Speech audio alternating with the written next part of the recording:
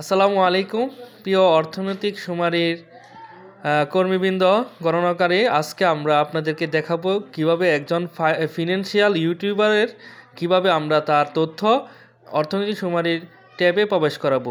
আজকে আমরা করতেছি অর্থনৈতিক সুমারির একজন অর্থনৈতিক কর্মকাণ্ড বিশিষ্ট খানা, যে খানার মূলত ইউটিউবিং করে, ব্লগ করে, কন্টেন্ট ক্রিয়েটরের মাধ্যমে টাকা উপার্জন করে। তাদের অর্থনৈতিক ডিটেলস কীভাবে লিখব, প্রথমে আমরা ইউনিটির প্রকার দেখব, কৃষি বহির্ভূত অর্থনৈতিক কর্মকাণ্ড খানা।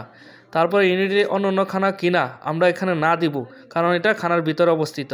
2.3 ইউনিটটি অর্থনৈতিক কর্মকাণ্ড কোথায় হয়? খানায় হয়, সে ভ্রাম্যমাণ না। ইউনিটটি অর্থনৈতিক কর্মকাণ্ড কী ধরনের হয়? সেবাতে দিয়েছি আমরা। ইউনিটটির মালিক একক, ব্যক্তিগত, যৌথ থাকলে যৌথ অংশদারি দিতে পারেন। ইউনিটটির পরিচয় ইংলিশে আমরা লিখলাম সৈয়দ পাপ্পু, সে সৈয়দ বাড়ি, তার ডিটেলস লিখলাম আমরা, তার মোবাইল নাম্বারটা দিয়ে দিলাম। সে হলো পুরুষ, সেজন্য পুরুষ দিলাম। তার বয়স আনুমানিক 25 দিলাম।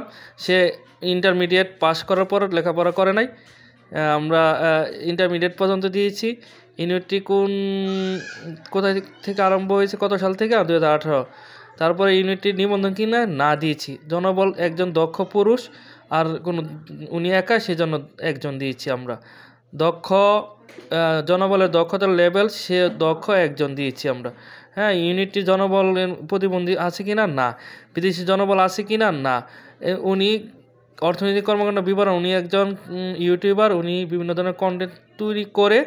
আমরা এখানে আরেকটু সংযোগ করতে পারি, সে ইউটিউবার এবং বিভিন্ন ধরনের কন্টেন্ট ক্রিয়েটর করে অর্থ উপার্জন করে আমরা এইভাবে লিখতে পারি। তারপরে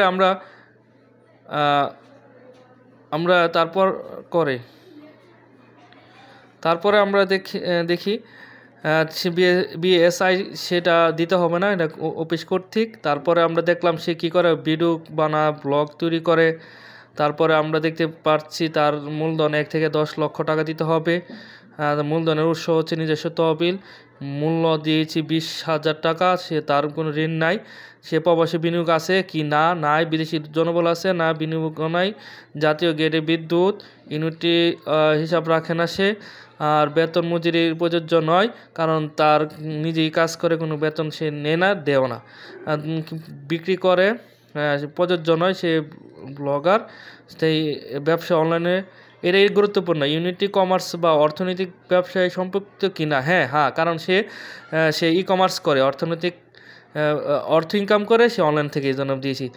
তার যদি ই কমার্স অনলাইনের মাধ্যমে কোনগুলো কার্যক্রম সম্পন্ন করে, সে এই ভিডিও তৈরির মাধ্যমে করে, টিকটক করে, সেজন্য এটা আমরা অন্য দিয়েছি।